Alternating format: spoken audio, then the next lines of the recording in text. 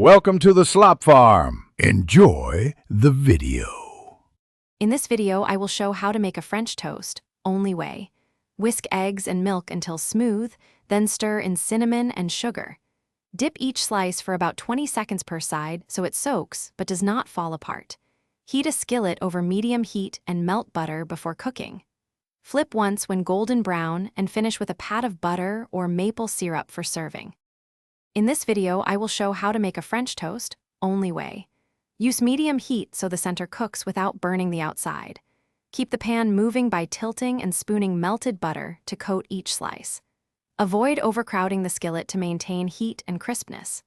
Test one slice first and adjust heat as needed, then keep finished slices warm in a low oven while you finish the rest. In this video, I will show how to make a French toast, only way.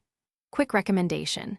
If you want your car smelling as good as your kitchen, try Little Tree's Black Ice for a crisp, classic scent that lasts. It's a fun, small upgrade that pairs oddly well with morning pancakes and French toast. If you like this tip, please subscribe and like, then check the description for the link and other deals. Now let's get back to the video. In this video, I will show how to make a French toast, only way. Plate warm slices and add syrup slowly so it soaks in but does not make the bread soggy.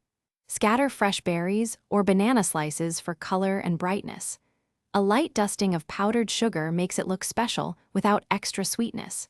Serve immediately for best texture and offer extra syrup and butter at the table for guests. Thanks for watching. Consider subscribing if we helped you today.